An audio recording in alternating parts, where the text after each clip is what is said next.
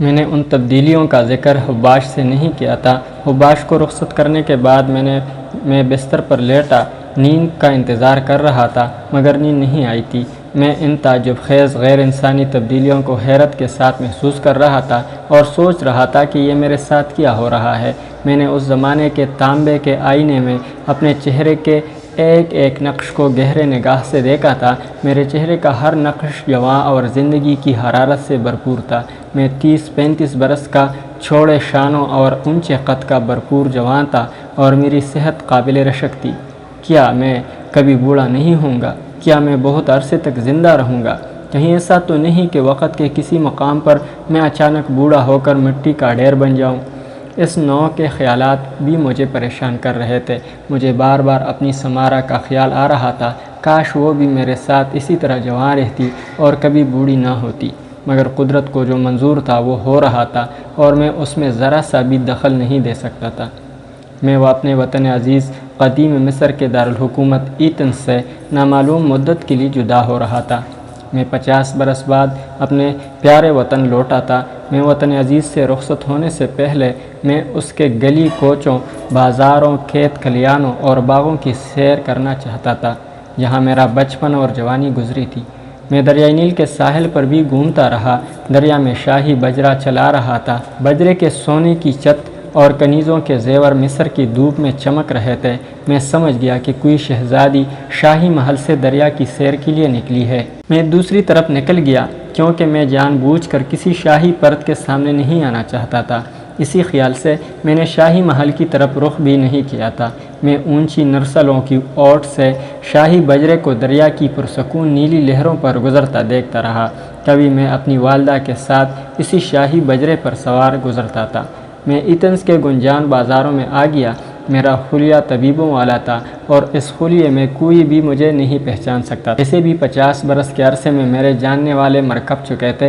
میں ایک جمیل عطر فروش کی دکان کے قریب سے گزرا۔ یہاں کبھی ایک ادیڑ عمر کا عطر فروش بیٹا کرتا تھا۔ اب اس کی جگہ اس کا بیٹا تھا جو میرے بچپن کے زمانے میں جوان تھا لیکن اب خود ضعیف ہو چکا تھا۔ ایک بار میرا شہزادہ باپ مجھے ساتھ لے کر اس دکان پر کوئی نادر عطر خریدنے آیا تھا جو اسے ایک خاص دوا میں ڈالنے کی مطلوب تھا۔ عطر فروش نے غور سے میری طرف دیکھا۔ شاید اس نے مجھے پہچان لیا تھا۔ اگرچہ میرا لباس شاہانہ نہیں تھا لیکن میری شکل میں کوئی تبدیلی واقع نہیں ہوئی تھی۔ میں جلدی سے آگے بڑھ گیا۔ بازار کا موڑ گھومتے ہوئے میں نے مڑ کر دیکھا۔ عطر فروش ابھی تک مجھے ٹکٹکی باندھے تھک رہا تھا۔ میں نے کوئی خیال نہ کیا۔ میں واپس کارواں سرائے میں آ گیا۔ میرا قافلہ اگلی صبح منہ اندھیرے ملک سندھ کی طرف رواں ہونے والا تھا۔ میں نے ملک سندھ میں جا کر جڑی بوٹیوں کا کاروبار کرنے کا فیصلہ کر لیا تھا۔ کارواں سرائے میں کارواں تیار ہو رہا تھا۔ مسافر رخت سے سفر باندھ رہے تھے۔ آپ تو آج کل ہوائی جہازوں میں، مرسڈیز گاڑیوں اور تیز رفتار ریل گاڑیوں میں سفر کرتے ہیں اور جیٹ طیاروں میں بیٹھ کر ایک دن میں ہزاروں کوس کا فاصلہ بھی کر لیتے ہیں، مگر جس زمانے کا میں ذکر کر رہا ہوں اور جس زمانے میں زندگی گزار چکا ہوں، اس زمانے میں اونٹوں کے قافلے ریتلے صحرائی راستوں پر ستاروں کی روشنی میں چیونٹی کی رفتار سے سفر کرتے تھے۔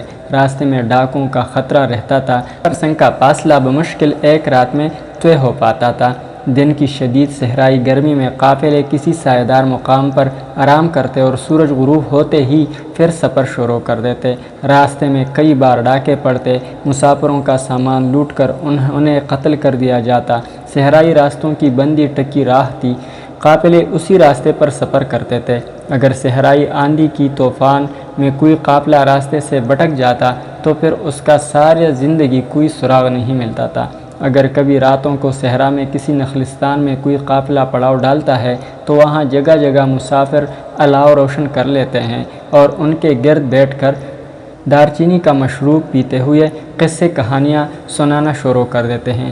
آج کے زمانے کی طرح جنگیں اس زمانے میں بھی ہوا کرتی تھی۔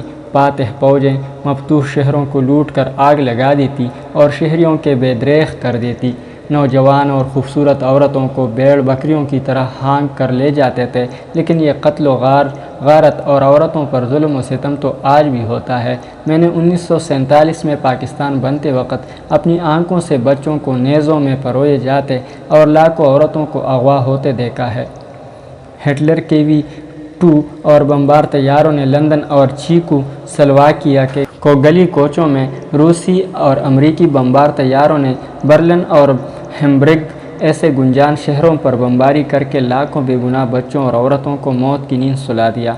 آپ مجھے جھٹلا نہیں سکتے، میری کسی دلیل کو رد نہیں کر سکتے، اس لیے کہ میں نے انسانی تاریخ کے ہر دور کو اپنی تمام تر حشر سامانیوں اور درندگیوں کے ساتھ اپنی آنکھوں کے سامنے بھی یوں بے چین، پریشان حال، سکون اور مسرت کی شادمانیوں سے محروم نہیں ہوا کرتے تھے۔ جب جنگ ہوتی تھی تو بھرپور جنگ ہوتی تھی، لیکن جب امن ہوتا تھا تو لوگ شاخ و گل کے سائے میں بے فکر ہو کر سوتے تھے۔ میں اپنی زندگی کی داستان بیان کرتے کرتے کہاں سے کہاں نکل گیا ہوں۔ میں واپس قدیم مصر کے دارالحکومت کے اس رات کی طرف آتا ہوں جب صبح دم کرواں سرائے میں قافلے کے سندھ کی جانب کوچ کرنے کی تیاریاں ہو رہی تھی۔ مجھے بھی اس قافلے کے ساتھ سفر کرنا تھا۔ ابھی قافلے کے روانہ ہونے میں ایک پہر باقی تھا۔ میرے دل میں خیال آیا کہ جانے سے پہلے ایک بار پھر اپنی والدہ اور والد کی قبروں پر ہو آؤں، ان کے مرقدوں کو ایک نظر دیکھ لوں، پر نہ جانے زندگی میں ادھر کا پھیرا لگے یا نہ لگے۔ چنانچہ میں اپنا تھیلا کارواں سرائے کے مالک کے حوالے کیا اور گھوڑے پر سوار ہو کر پچھلی رات کی سحرانگیز تاریکی میں احرام کی طرف روانہ ہو گیا۔ ناظرین، اگلی قسط تک اجازت چاہتے ہیں۔ اللہ حافظ۔